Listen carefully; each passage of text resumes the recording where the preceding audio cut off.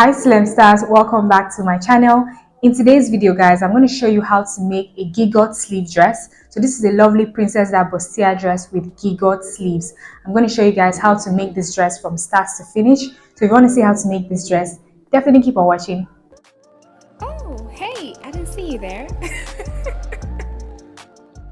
So now we're starting off with drafting the skirt. I'm just indicating on my paper that is the side that's going to be on fold, going to be cut on fold.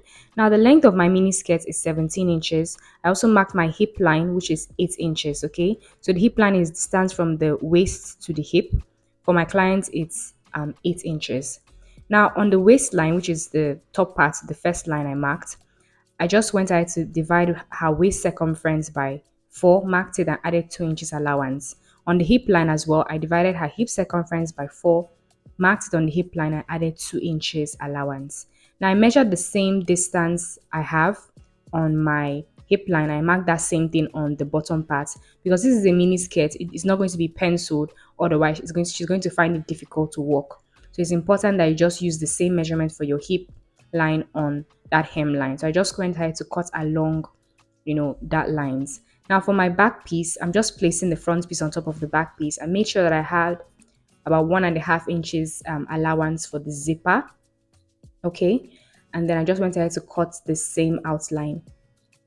And now at the waist area, I'm just reducing the waist by half an inch. Okay. So that, it gives that bum contour. Okay. Makes the bum, it gives a better fitting, for the backside. And then I'm just indicating that is my zipper allowance, and that's basically it for this piece. I just also indicated that that's where my zipper allowance starts from. Okay, so I transferred the pattern to my fabric and I made a few alterations. The first one was that I added 1 inch to the waistline, okay, to the top of the waistline, added 1 more inch so that the waist to hip becomes 9 inches and not 8 inches, because I'm going to be joining this to the top to make a dress. Okay, the next one was that I increased the skirt length and I also added a slit. Now the length of my slit is 3.5 inches while the width is 1.5 inches. Okay, so that's what I did. Those are the only alterations I made to my pattern. Other than that, it's the same thing I used for the pattern I showed you earlier. So now for the back pieces, I'm just marking 1 inch from the edge all the way to the hem. That will be my zipper allowance. I'm going to sew that. Now from that zipper allowance, I'm just marking 4 inches. Okay, that's where my dart is going to be. Now the length of my dart is 5 inches. Okay, so I mark that dart on both sides.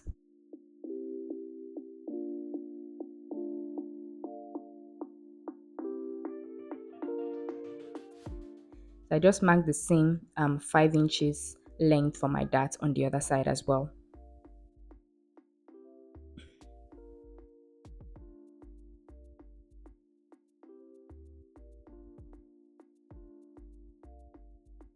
Now I'm going to go ahead and sew my darts in place. I'm also going to join the two back pieces together along that line I marked.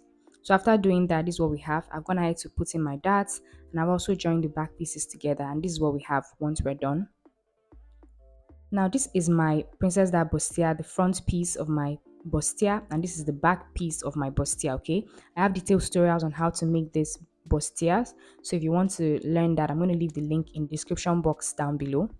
Now taking my back piece of my skirt, I'm just opening up the zipper allowance a bit, and I'm also opening the zipper allowance of my bustier for the back piece, and I'm placing them right sides facing, okay, making sure that the right sides face each other.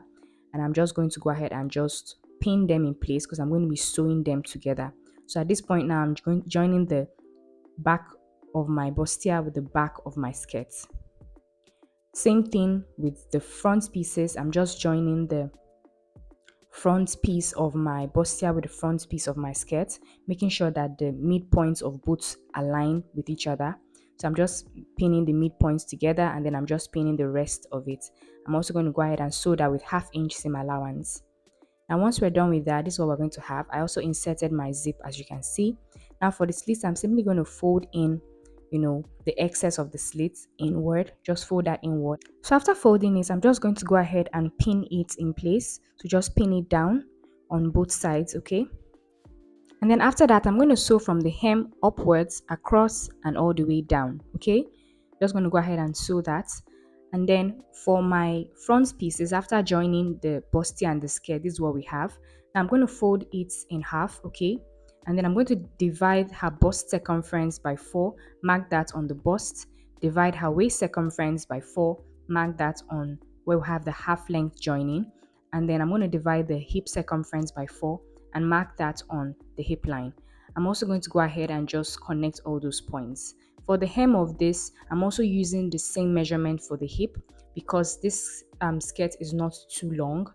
And so if I make it pencil, it may just be difficult to work in. Now I'm just folding the piece the other way, making sure that the wrong sides are facing each other so that I can actually replicate that same measurement I marked on the first side. I can actually replicate it and mark it on the other side instead of having to measure it all over again. So once I have that done, I'm just marking that line. Now I'm taking my back piece, placing my front piece on top of my back piece, right sides facing. And then what I'm going to do now is I'm just going to go ahead and sew both of them together along those lines that I marked.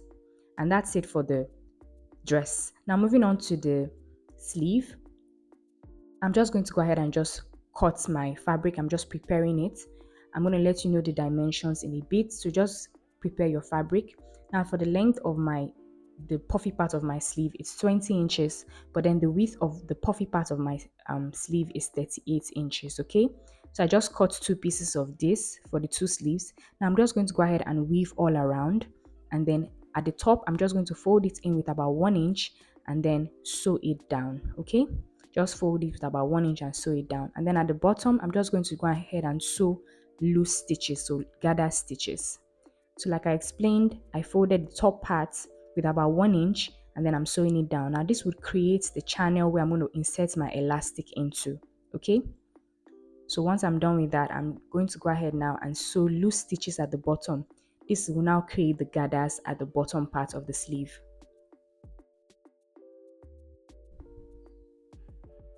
And once I'm done with that, I'm just going to go ahead and gather it. You can sew 2 lines of this loose stitch to make it easy for you to gather it. So just go ahead and gather it all the way, and this is what it looks like. Now I'm just going to fold it in half, and then I'm going to go ahead and cut out the armhole. So I'm just marking 3 inches by 3 inches. So 3 inches from the edge and 3 inches from the top. And when I connect those 2 points with a diagonal line, I'm going to have 4 inches, okay?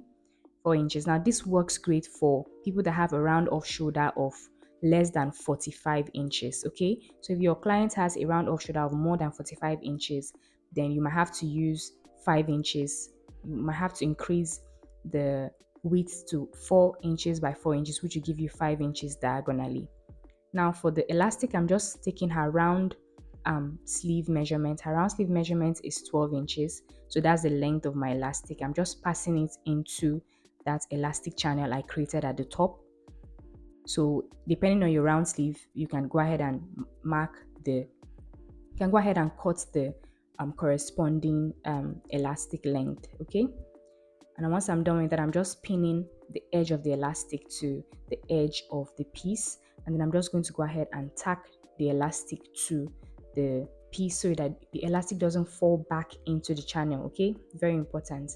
Now for the straight part of my gigot sleeve, I'm just folding my fabric twice so that I can cut both sleeves at the same time. I'm also marking her round sleeve measurement, which is 12 inches. I divided that by 2 to give me 6 inches. Now for the length, I'm just marking 8 inches for the length, okay? So remember that the width is the round sleeve divided by 2, and then the length is 8 inches. So can you see that this is 6 inches for the round sleeve? And then for the wrist, the wrist part, I'm marking 4.5 inches, which is 9 inches divided by 2. So for the wrist, I'm taking 9 inches for the wrist circumference, and then I divided that by 2 to give me 4.5 inches. So I just drew a diagonal line to connect both points, and then I cut along that line. So as you can see now, I have my 2 sleeves ready, like this, the straight part of my gigot sleeves. I have them ready right here. Now what I'm going to do is I'm going to take the puffy part, then I'm going to go ahead and place the straight part of the sleeve right sides facing with the puffy sleeve. Then I'm going to go ahead and join both of them with 1/2 inch seam allowance. After joining in, this is what we have. All I'm going to do now is fold it and then sew it with half-inch seam allowance. Okay, now when I turn into the front, can you see what we have? Looking very good. It's looking very good. And this is the part that we're going to join to our bustier. Now for our bustier, I'm just going to go ahead and mark the center point, and then I'm going to place my tape, place the 5-inch mark on that center point, and then I'm going to mark the 0-inch mark on one side and the 10-inch mark on the other side. Now, for people that have a round off shoulder measurement less than 45, this works great. So 10 inches works great. But if your client's round off shoulder measurement is more than 45, then you have to use 11 inches. Okay, so for me, like I said, 10 inches works great.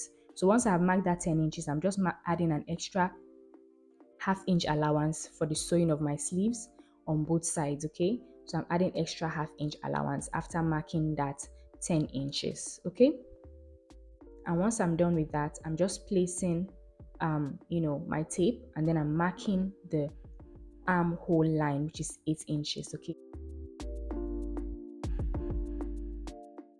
so once I've marked that, I'm just drawing diagonal line to connect those points. Now when I measure that diagonal line, you can see here that I have that same 4 inches that I had when I cut my Gigot sleeve, remember at the beginning. Now all you have to do is just cut along those lines to create the armhole for the sleeve, and that's where we're going to actually join our sleeve to. Now when I turn my dress so I can look at the side seam, can you see that I have a V shape on the dress? And if you look at the sleeve, I also have that same V shape on the sleeve. So what you have to do now is align both V shapes, the V shape of the sleeve and the V shape of the dress, align them together, make sure that the seams align as well. And then what we're going to do now is we're going to go ahead and pin the top parts of the sleeve and the bustier armhole, pin the top part, and also pin the seam lines together. So the parts where the seam align, we're going to pin them together, and all we have to do now is just join them with half-inch seam allowance. Very easy, and that's how to create this lovely Gigot sleeve dress. So go ahead and do the same thing for the other sleeve and you're done. This is what the dress looks like. It can be worn in 2 ways, as an off-shoulder dress and as a full shoulder dress. Thank you guys so much for watching. I'll see you guys in my next video. Bye.